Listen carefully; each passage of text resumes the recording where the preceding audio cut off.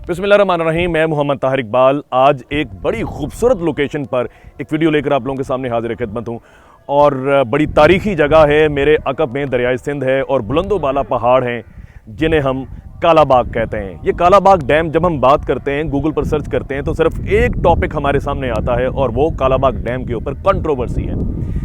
ये कालाबाग डैम आज हम आपको बताएंगे। इससे पहले मैं वीडियो बना चुका हूँ, 4 वीडियोस की एक सीरीज बना चुका हूँ जिसमें दरियाओं के ऊपर बात हुई, वाटर कंट्रोवर्सीज के ऊपर बात हुई और इश्यूज के ऊपर बात हुई, दरिया कहाँ कहाँ से ओरिजिनेट होते हैं। लेकिन आज अपनी वीडियो में एक बड़ी इंपॉर्टेंट चीज़ आपको बतानी है। एक नेचुरल डैम है, दोनों अतराफ पे पहाड़ है, पानी एक साइड से आ रहा है, आगे हमने सिर्फ एक बंद बांधना है और एक रिजर्वॉयर बनाना है।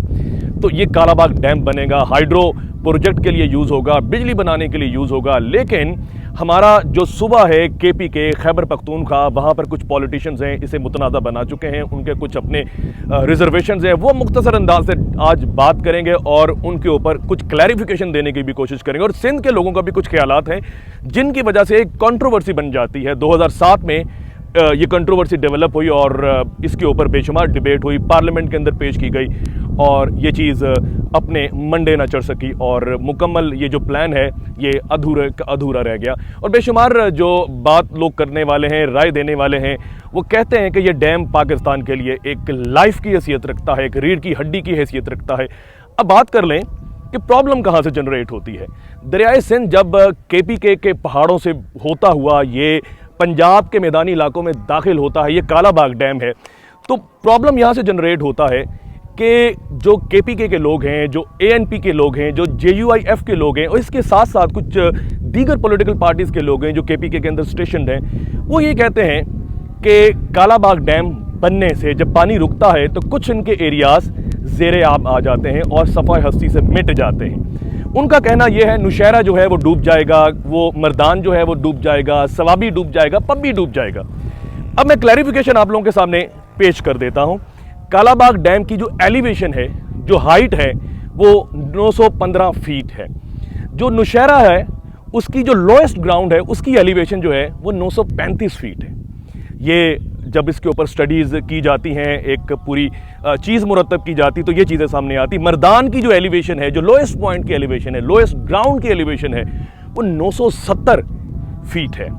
मतलब आपने 915 को ज़हन में रखना है। कालाबाग डैम जब पानी भर जाएगा तो इसकी हाईएस्ट जो पीक होगी वो 915 है। नौशहरा की 935 है, मर्दान की 970 है और सवाबी की 1000 लोएस्ट ग्राउंड की एलिवेशन है। उसके बाद जो पब्बी है उसकी 960 फीट बनती है लोएस्ट ग्राउंड की एलिवेशन। अब आप खुद देख लें इस चीज़ को कि किस तरह से इसे पॉलिटिसाइज किया जाता है और इस मसले की पॉलिटिसाइजेशन की वजह से ये एक बड़ा अच्छा मंसूबा जिसने 3500-3600 मेगावाट बिजली पैदा करनी थी वो एक कंट्रोवर्सी का शिकार हो गया। और एक और बात बड़ी इंपॉर्टेंट चलते चलते जो मैं आप लोगों से शेयर कर दूं, ये जो कालाबाग डैम जब बनेगा इसकी जो 915 फीट एलिवेशन बताई जाती है पानी की, ये सिर्फ 4 वीक्स तक रहेगी, सितंबर और अक्टूबर। अब जब रबी का सीज़न आता है, रबी की क्रॉप को जब हमने पानी छोड़ना है इरिगेशन के लिए, तो फिर सारा साल जो है ये 835 फीट रहती है। अब आप खुद इससे अंदाज़ा लगा लें कि किस तरह से मिसकम्युनिकेट किया जाता है इन बातों को और पॉलिटिसाइज किया जाता है कि जी अगर कालाबाग डैम बनेगा तो आपको हमारी लाशों से गुजरना पड़ेगा। इस तरह की स्टेटमेंट जब आप बोलते हैं तो फिर इस तरह के मंसूबे जो है एक बड़े अजीब सी सिचुएशन में चले जाते हैं और पाकिस्तान जो है और वो बड़ी कस्मापुरसी में लोग चले जाते हैं इरिगेशन को लेकर, हाइड्रो इलेक्ट्रिक मंसूबों को लेकर। उसके बाद जब हम सिंध की बात करते हैं, यहाँ से जब पानी निकलता है आगे की जानिब और लोअर रिपेरियन की जानिब जाता है, ये अपर रिपेरियन है KPK की जानिब और ये लोअर रिपेरियन है। जब लोअर रिपेरियन की जब जानिब जाता है तो सिंध के लोगों का एक ख्याल है कि जब पानी सिंध से होता हुआ समुंदर में जाता है तो डेल्टा जो रीजन है, डेल्टा वो रीजन होता है जहाँ से पानी वो समुंदर से जा मिलता है। तो अगर एक ख़ास मिकदार पानी की समुंदर में ना मिले तो सी की तरफ से इंट्रूजन होता है। वो कहते हैं इंट्रूजन को रोकने के लिए एक ख़ास अमाउंट ऑफ वाटर जो है वो सी में गिरनी चाहिए। ये उनका पॉइंट ठीक है। दूसरा ये पॉइंट कहते हैं अगर कालाबाग डैम बनता है तो इससे पंजाब के जो इलाके हैं वो सैराब होंगे और हमारे हिस्से का पानी रुक जाएगा, बदीन जो है वो नक्शे से मिट जाएगा और बेशुमार जो सिंध के इलाके हैं वो एक ड्राउट का मंजर पेश करेंगे, एक सफाई हस्ती से मिट सकते हैं और इरिगेशन सिस्टम सिंध का ख़राब हो सकता है, तबाह हो सकता है। अब कंक्लूजन की तरफ आते हैं केपीके का तो मैंने रिजर्वेशन बता दी, उसकी क्लैरिफिकेशन आपको दे दी। कंक्लूजन ये है इसका कि सिंध के मुतालबात जो हैं, उनकी जो रिजर्वेशन है वो जायज़ है, उनके ग्रीवेंसेस जायज़ हैं। ऐसा हम कर सकते हैं अगर चारों सूबे बैठ जाएं, काउंसिल ऑफ कॉमन इंटरेस्ट बैठ जाए, पार्लियामेंट के अंदर डिबेट हो जाए, मीडिया के अंदर डिबेट हो जाए, और जो इस मंसूबे के ऊपर बात करने वाले लोग हैं, इंजीनियर्स हैं, वापडा के लोग हैं, वो बैठ जाएं और एक कॉन्सेंसस डेवलप कर लें पूरी कौम को लेकर। वो ये हो सकता है कि इस कालाबाग डैम को हाइड्रो प्रोजेक्ट के लिए यूज़ करें। इसके लिए आप नहरें ना निकालें। जब आप नहरें निकालेंगे तो लाजमी सी बात है सिंध के हिस्से का पानी रुक जाता है।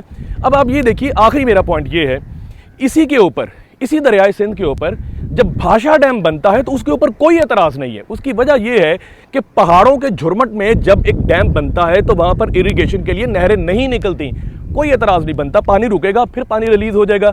यहाँ जब पानी रुकेगा तो वो कहते हैं कि पानी जब रुकेगा तो यहाँ से नहरें निकलेंगी, वो सिर्फ पंजाब के इलाके को सैराब करेंगी, हमारे हिस्से का पानी वो पंजाब जो है वो खा जाएगा, और इसी तरह से सिंध जो है वो बंजर हो सकता है। तो ये सारी डिबेट लेकर मैं आप लोगों के सामने आया था।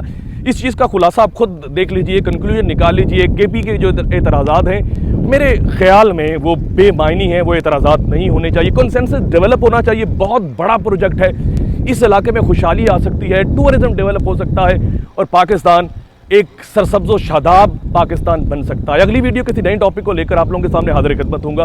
अपना, अपने गिरदोनवार लोगों का बहुत सा ख्याल रखिए। पाकिस्तान जिंदाबाद।